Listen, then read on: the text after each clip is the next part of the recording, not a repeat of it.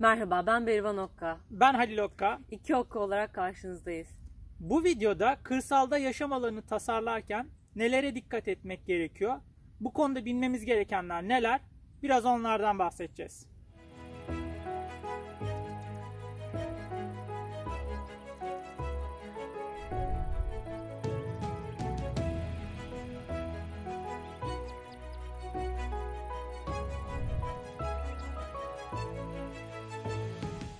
Öncelikle kırsaldaki mevcut yapılarda gördüğümüz bazı durumlar var. Bunlardan bahsedelim.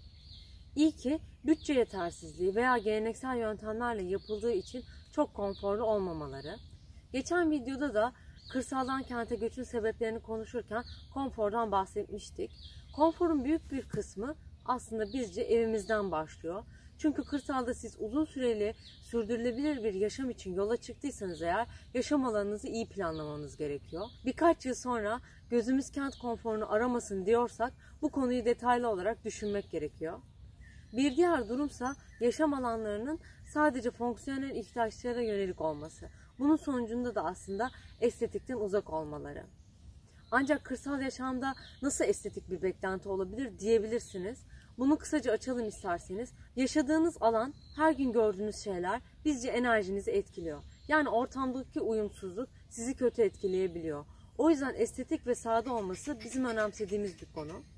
Son olarak da başlangıçta eğer iyi bir tasarım kurgusu yapmadıysanız sonradan sürekli eklemeler yaparak yaşam alanlarınızı genişletmeye çalışıyorsunuz. Bu sonradan eklenen ögelerle estetiklik kavramını aslında ortadan kaldırmış oluyorsunuz. Bunun asıl sebebini de biraz daha açsak daha iyi anlaşılabilir sanırım. Bir örnek verelim. Hayvan barınağı yapıyorsunuz ancak belli bir süre sonra hayvanın doğumu için ek bir oda yapmanız lazım. Bunu eğer düzgün planlamadıysanız başlangıçta mecburen bir ekleme yapmanız gerekiyor. Ne yapıyorsunuz? Ahırın başına ya da ahırın sonuna bir oda yapmak istiyorsunuz. Ahırın başına yapamazsınız çünkü fonksiyonel olarak başında farklı işlerle uğraşıyorsunuz. Size engel olacaktır. Doğal olarak sonuna yapıyorsunuz. Evet, günün sonunda bu sizin ihtiyacınızı karşılıyor ama dışarıdan bakıldığında estetikten uzak bir yapılaşma olduğunu görüyorsunuz. Hem de fonksiyonel olarak da aslında yeterince verimli olmuyor. Çünkü mesafe olarak oldukça ahırın iç kısmını uzakta bir alana konumlandırmış oluyorsunuz. Bu tespitlerden sonra bütçeyi, fonksiyoneliteyi, estetik beklentileri de göz önünde bulundurarak nelere dikkat etmeliyiz? Biraz da bunlardan konuşalım. Kırsalda yaşam alanı tasarlarken ihtiyaçlar önemli. Ancak asıl belirleyici unsur çevre, yani doğa şartları. Bu noktada yüzleşmeniz gereken bazı sorunlar olabilir.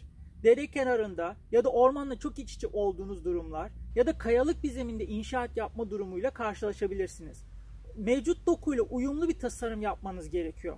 Çünkü doğayla mücadele etmenin ağır bir bedeli var. Bu bedeli ödemek istemiyorsanız sizin yaptığınız bütün tasarımlardan daha güçlü olan doğanın kendi tasarımıyla bir uyum içinde olmak size çok faydalı olacaktır. Bir diğer doğal durum da iklim şartları. Günümüzde iklimin çok hızlı değiştiğini düşünürsek bu detayları düşünmek faydalı.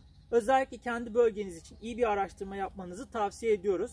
Ciddi miktarda yağış alıyorsanız ya da kışın çok fazla kar yağışından dolayı birikme oluyorsa bunları göz önünde bulundurun. Çatınızdaki eğim açısı bile kar yağan bölgede çok önemli olabiliyor. Özellikle alışkın olmayanlar için ciddi bir sorundan bahsetmek istiyorum.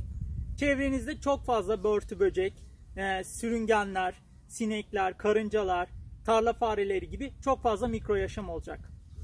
Buna benzeyen bir diğer konu ise çevrenizdeki doğadan kaynaklı olarak toz toprak ya da yağmur çamur gibi detayların olacağını bilmeniz gerekiyor. Kent yaşamından sonra bunlara alışmak bayağı zor olabilir. Köyde kimse sizin evinizin önüne bir kaldırım yapmayacak. Bu detayların hepsini kendinizin tasarlaması gerekiyor. Müstakil bir yapıda yaşayacağınızı bilmenizde fayda var. Bu müstakil yapının yalıtım gibi bazı sorunları tek başına yüzleşmesi gerekiyor. Mesela apartmanlarda yaşarken alt taraftaki komşunuz ya da üstteki komşunuzun kombiyi açmasından dolayı sıcaklık artıyor. Doğal olarak siz de bundan faydalanıyorsunuz. Ancak müstakil bir yapıda bu böyle olmayacak.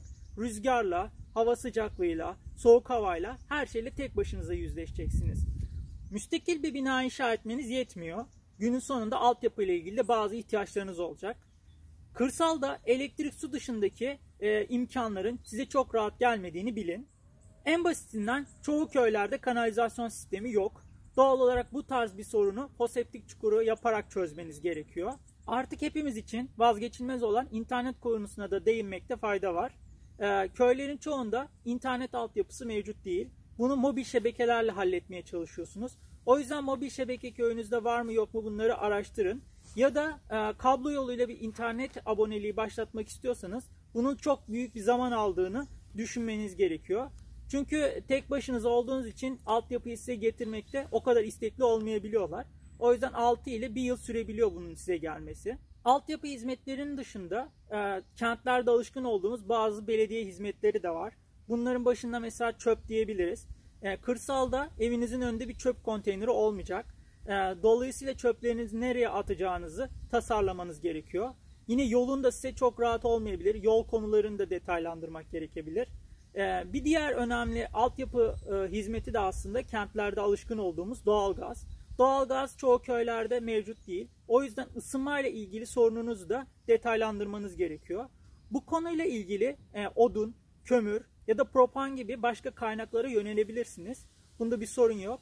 Ancak bunların sizin evinize nasıl nakledileceğini, evin neresinde depolanacağını ve evle bağlantısını da iyi tasarlamak gerekiyor. Buradaki bağlantıdan kastettiğimiz gün içerisinde sobaya odun atmak için dışarıdan sürekli evin içine bir odun taşımanız gerekecek. Ya da kazanınız dışarıdaysa sabah erkenden kalkıp kışın soğuğunda onu yakmak için dışarı çıkmanız gerekecek. Bu detayları göz önünde bulundurmalısınız. Çünkü belirli bir süre sonra bunlar can sıkıcı hale gelebiliyor ya da hayatınızı bayağı konforsuzlaştırabiliyor. İleriye dönük neler yapmak istediğiniz de çok önemli. Bu noktada bazı ihtiyaçlarınız ortaya çıkacaktır. Bu ihtiyaçları karşılamak için tasarım ögelerinde mutlaka yaşam alanınızda iyi konumlandırmalısınız. Şimdi birazcık da bu ögelerden bahsedelim. Bahçe için küçük aletleriniz olacak. Bunlar için de saklama yani depo alanlarına ihtiyacınız var. Bunu düşünmelisiniz. Ya da büyük araçlar olacak. Bunlar için de garaj ihtiyacınız olabilir. Yani burada büyük araçtan kastettiğim şey çim biçme makinesi, işte çapa makinesi gibi tarım aletlerinden bahsediyorum aslında. Bir de eğer hayvancılık hedefleriniz varsa kümes, ahır, yemlik, samanlık gibi alanları da düşünmeniz gerekiyor. Mesela küçük başta hayvan başına 2 metrekarelik bir alan idealken büyük başta maalesef bu alan o kadar da kullanışlı olmayabiliyor. Yine bu hayvanların tükettikleri yem miktarları da farklı. Dolayısıyla sizin bu yem miktarlarını da göz önüne alarak depolama alanlarını buna göre şekillendirmeniz gerekiyor. Her sorun için de bir tamirci çağıramazsınız. Bunlar için de mücadele etmeniz gerekiyor. Ya da bazı tasarımlarınızı hayata geçirmek için iyi bir atölyeniz olsa iyi olur. Yani burada atölyeden kastettiğim şey böyle çok büyük bir şeyden falan bahsetmiyorum. Fonksiyonel, küçük, ihtiyaç görecek bir şeyden bahsediyorum aslında. Bir diğer konuda ağaçları çok iyi düşünmek gerekiyor. Bazıları çok büyüyor ve kökleri toprağın derinliklerini çok ilerleyebiliyor. Yani en belirgin olanlardan biri örneğin söğüt. Söğüt suyu çok sever. Eğer siz söğüdü kanalizasyon sisteminize yakın bir yere konumlandırmışsanız söğüt kanalizasyon borularını kırabilecek kadar güçlü köklere sahip. Bunu aklınızın bir kenarında bulundurmanız gerekiyor. Ya da yaprak döken ve meyvasını döken türler var. Bunları da bilerek de bir tasarım yapmalısınız. Eğer siz döküldüğünde o yaprağın ya da meyvanın görüntüsünden rahatsız olacaksanız bunu o zaman arazinizde daha uzak bir konumda konumlandırmalısınız. Yine bostan, sera, bahçe peyzajı gibi şeyler yapacaksanız bunları da düşünmeniz lazım. Özellikle eğer küçük alanda bir tarım yapmak istiyorsanız bunun için de permakültür tasarım yaklaşımı var. Bunu incelemenizi tavsiye ediyorum. Güvenlik konusunda da bazı uyarılarda bulunmak istiyoruz. Müstakil bir yaşamda olacağınız için etrafınızda bazı tehlikeli durumlar oluşabilir. Bunların bazıları insan ya da hayvan kaynaklı, bazıları da doğal şartlardan dolayı başınıza gelebilir. Çevrenizdeki insan ve hayvanları engellemek için işte bahçe duvarı, çit, güvenlik kamerası gibi detaylar düşünebilirsiniz. Doğayla ilgili olarak da işte yangın riski olan bir bölgedeyseniz mutlaka yaşam alanınızın etrafında boş alanlar yaratmalısınız. Yine basınçlı yangın sularıyla bir bağlantı oluşturmalısınız. İşte sel gibi afetler için de bazı güvenlik önlemleri almanızda fayda var. Şu ana kadar bilmeniz gereken bazı detayları anlatmaya çalıştık. Yine tasarımınızda göz önünde bulundurmanız gereken detaylardan bahsettik. Şimdi de bir öneride bulunmak istiyoruz. Müstakil bir yaşamda, yani doğayla iç içe bir yaşamda doğayla bağlantı kurmanın en güzel yolu dış mekanlardan geçiyor. Dolayısıyla tasarımlarınızda dış mekanlara bayağı bir önem vermenizi, metrekare olarak da ciddi metrekareleri buralara ayırmanızı tavsiye ediyoruz. Özellikle veranda, çardak gibi detayları mutlaka düşünün. Çünkü bunlar sizin için bayağı önemli olacaktır. Yani evin içine girmek istemediğiniz için yemek yemek için bile verandayı kullanmak her zaman daha mantıklı olacaktır. Yaşam alanından beklentiler ya da yüzleşilecek sorunlar kişiden kişiye çok fazla değişkenlik gösterebilir. Biz aklımıza gelen genel konuları bahsedip size bir farkındalık yaratmaya çalıştık. Siz de kendi tasarımlarınızı yaparken kendi çevre koşullarınızı ve ihtiyaçlarınızı göz önünde bulundurarak bir tasarım yapabilirsiniz. Bizim bu anlattığımız detaylar dışında gözden kaçırdığımız önemli detaylar varsa lütfen bizimle yorumlar bölümünde paylaşmayı unutmayın. Tasarım yapmak çok zor değil aslında. Aklınıza gelen her detayı tasarlayabilirsiniz. Asıl sorun bunları nasıl üreteceğiniz, yani bunları nasıl inşa edeceğiniz. Bir sonraki videoda inşaat yaparken, yani tasarladıklarınızı hayata geçirirken nelere dikkat etmeliyiz, bunlardan bahsedeceğiz. Bizi takipte kalın, hoşça kalın diyorum. Hoşça kalın.